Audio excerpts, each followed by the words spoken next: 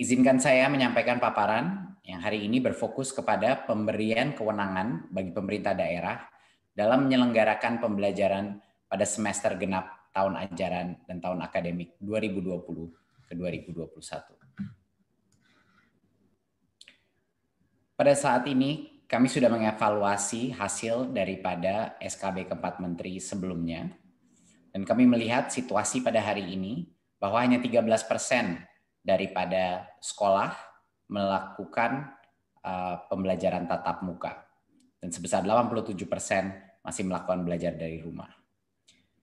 Carta ini menunjukkan berdasarkan zona-zona dari gugus tugas, zona hijau, kuning, oranye, dan merah, dan menunjukkan bahwa di zona kuning dan hijau, di mana sudah diperbolehkan melakukan tatap muka, masih saja banyak sekali sekolah-sekolah yang belum melakukan tatap muka. Dan ini disebabkan beberapa faktor, tapi ini juga menunjukkan bahwa proses untuk persiapan checklist, proses untuk persiapan protokol sekolah tatap muka itu membutuhkan waktu dan membutuhkan disiplin yang tinggi. Jadi ini sekedar pemotretan situasi pada saat ini. Dan banyak juga di zona oranye dan merah, walaupun tidak diperkenalkan terbuka, tapi banyak sekali daerah-daerah, desa-desa, dan kelurahan yang merasa sangat sulit untuk melaksanakan PJJ. Yang berikutnya adalah kita harus menyadari bahwa setelah kita mengevaluasi hasil daripada pembelajaran jarak jauh ini, bahwa dampak negatif yang terjadi pada anak itu suatu hal yang nyata, dan bisa sekali kalau terus-menerus dilaksanakan bisa menjadi suatu resiko yang permanen. Resiko pertama adalah ancaman putus sekolah, di mana banyak sekali anak-anak yang harus bekerja atau didorong sama orang tuanya untuk bekerja, dan ini berhubungan dengan situasi ekonomi yang tidak memadai. Banyak juga orang tua yang tidak bisa melihat peranan sekolah dalam proses belajar mengajar kalau ini dilakukan secara daring. Dan ini juga menimbulkan banyak sekali orang tua yang skeptis bahwa PJJ ini adalah suatu hal yang benar-benar berperan dalam pendidikan anaknya, sehingga banyak anak juga dikeluarkan dari sekolah, dan resiko ini akan meningkat semakin lama. Kedua adalah berbagai macam resiko, kendala, tumbuh, dan kembang. Kita sudah mengetahui bahwa di daerah-daerah di mana semakin sulit melakukan PJJ, kesenjangan antara pencapaian pembelajaran di daerah-daerah tersebut dibandingkan dengan daerah-daerah yang lebih mapan dan di kota-kota semakin melebar. Dan tentunya pertumbuhan anak-anak kita juga menjadi resiko yang sangat besar. Keikutsertaan dalam PAUD sejak kita melakukan PJJ ini menurun secara drastis, dan APK PAUD ini juga bisa menjadi tren yang akan punya dampak permanen karena banyak sekali anak-anak PAUD yang sekarang tidak sekolah. Dan tentunya resiko learning loss, resiko bahwa ada satu generasi di Indonesia, anak-anak kita yang hilang pembelajarannya dan harus mengejarnya, dan mungkin sebagian akan ketinggalan dan tidak bisa mengejar kembali pada saat kembali sekolah. Jadinya ini adalah suatu urgensi yang sangat penting. Di luar itu tidak kalah pentingnya adalah psikososial dan dampak stres kepada anak-anak kita. Minimnya interaksi anak-anak kita dengan guru, dengan teman-temannya, dengan lingkungan di luarnya, yang menyebabkan tingkat stres di dalam rumah tangga, baik orang tua maupun anak-anak, meningkat secara drastis.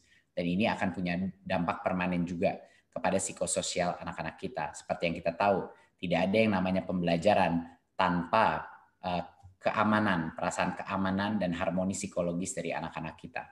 Dan tentunya peningkatan insiden-insiden kekerasan yang terjadi di dalam rumah tangga juga meningkat. Dan ini harus menjadi salah satu pertimbangan kita yang terpenting. Berikut.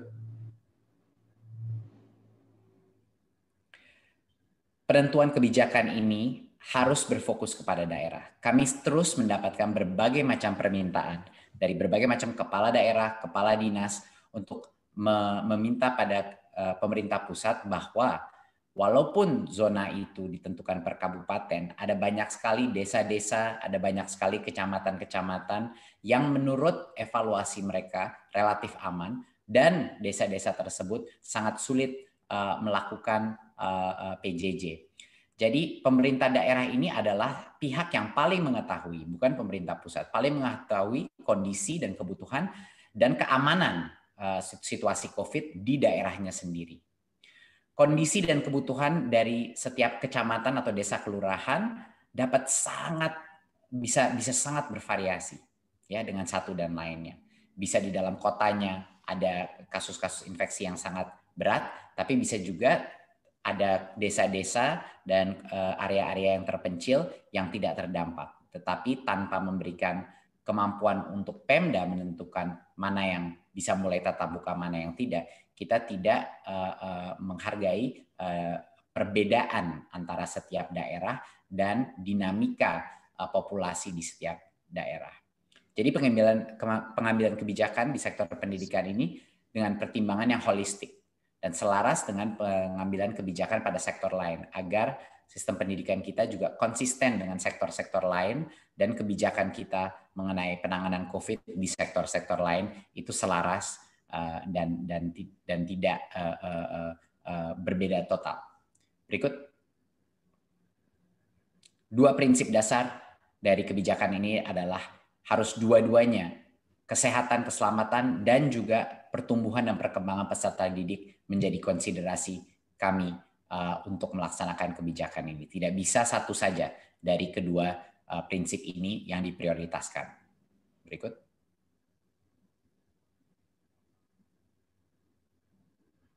Ya. Berarti pemerintah pada hari ini melakukan penyesuaian kebijakan untuk memberikan kewenangan kepada pemerintah daerah, Kanwil atau kantor Kemenak untuk menentukan pemberian izin pembelajaran tatap muka di sekolah-sekolah di bawah kewenangannya. Pemberian izin ini bisa saja secara serentak ataupun bertahap, tergantung kepada kesiapan masing-masing daerah sesuai dengan diskresi kepala daerahnya, berdasarkan evaluasi kepala daerahnya mengenai mana yang siap, mana yang tidak, dan tentunya kesiapan sekolah masing-masing dalam menentukan, dalam memenuhi semua checklist untuk melakukan tatap muka dan juga melaksanakan protokol kesehatan yang sangat ketat.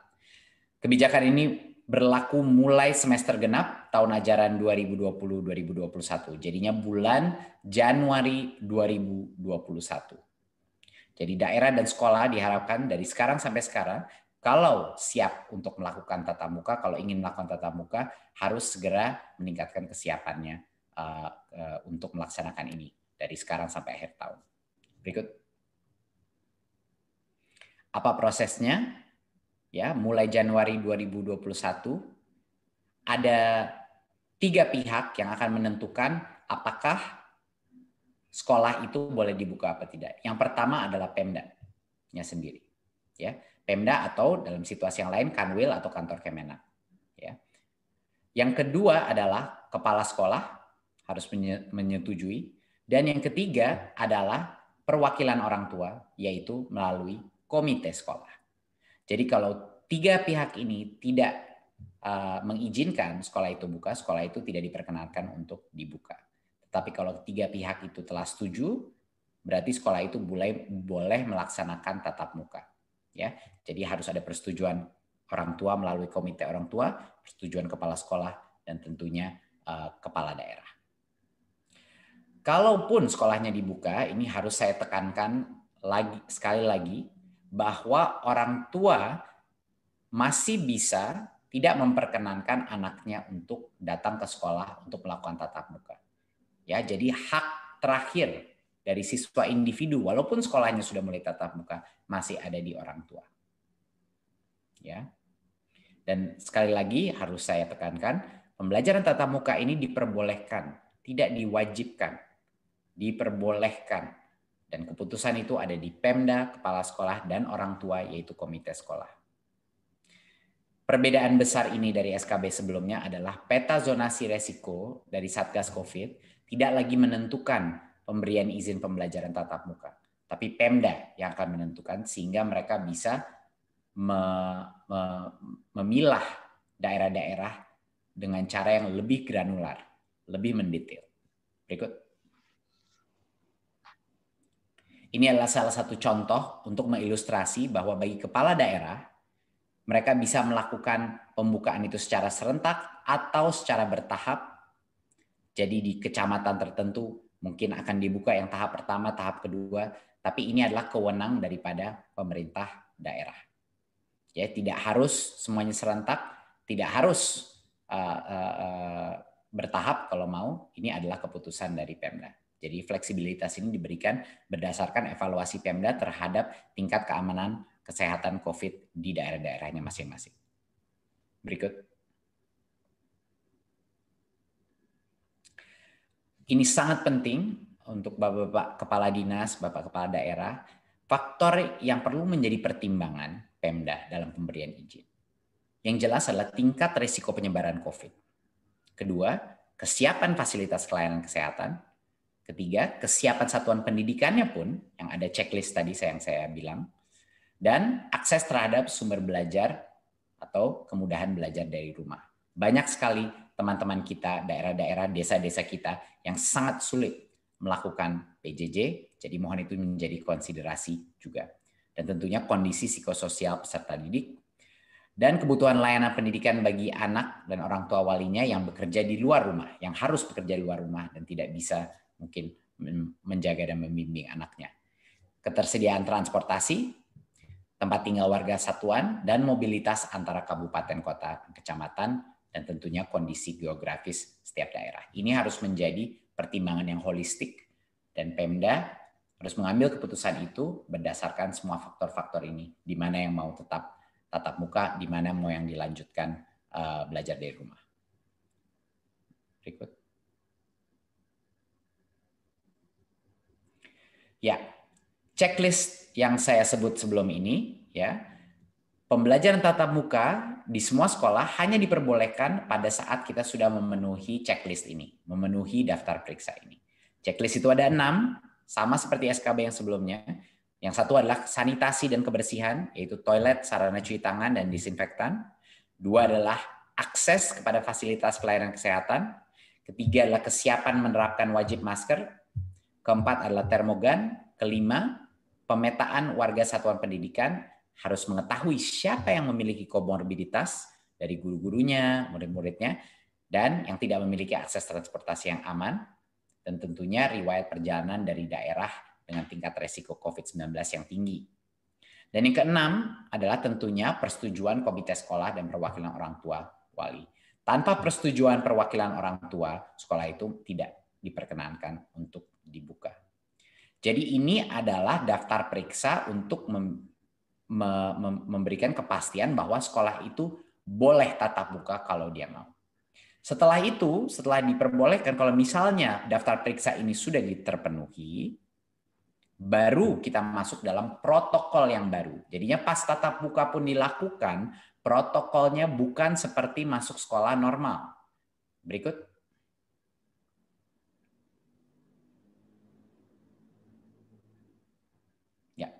Ini adalah salah satu poin yang terpenting, dan banyak sekali juga masih ada mispersepsi bahwa kalau kita melakukan pelajaran tatap muka, bahwa itu seperti sekolah biasa. Ini tidak benar, dan mohon juga dibantu disosialisasikan di masing-masing daerah, bahwa kalaupun sekolah itu sudah memenuhi semua kriteria dan checklist untuk melaksanakan pembelajaran tatap muka, protokol kesehatan yang ketat harus masih dilaksanakan. Ya, yang pertama ini adalah standar. Yang pertama yang terpenting adalah kapasitas maksimal itu sekitar 50% dari rata-rata. Jadinya mau tidak mau semua sekolah harus melakukan rotasi atau shifting. Ya, tidak boleh kapasitas full. Harus dengan rotasi. Jadinya pasti di satu saat hanya mungkin setengah dari anak-anak ada di sekolah di satu tempat. Mohon ini ditekankan berkali-kali. Kepada semua kepala dinas saya mohon ditetapkan. Ini harus jumlah maksimal peserta didik di PAUD hanya 5 anak. Biasanya kan 15, sekarang 5.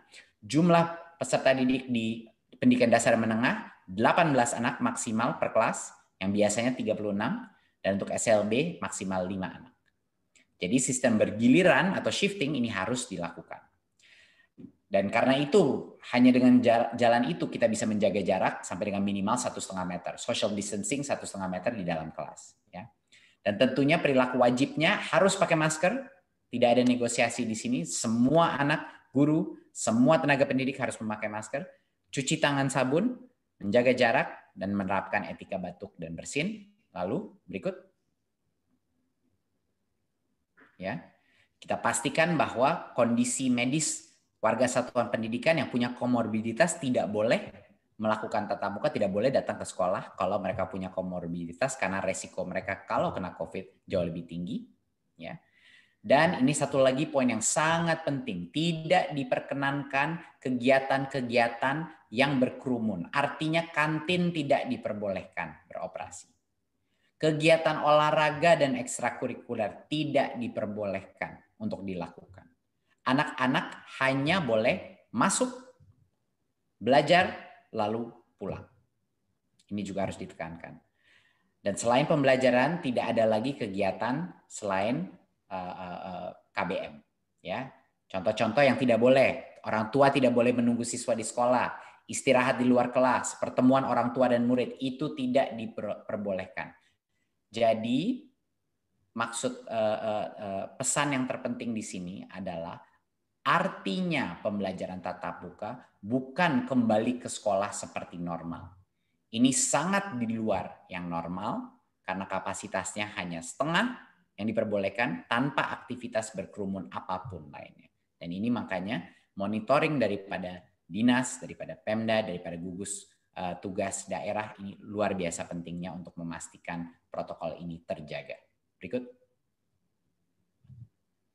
Ya. Seluruh pemangku kepentingan harus mendukung untuk ini menjadi sukses, baik dari pemerintah pusat, Satgas, masyarakat sipil, sekolah, dan orang tua. Ini luar biasa pentingnya peran mereka dalam melakukan monitoring dan evaluasi untuk menjaga keamanan siswa-siswi kita, guru-guru kita, orang tua, dan tentunya nenek kakeknya, anak-anak yang tinggal di rumahnya mereka juga.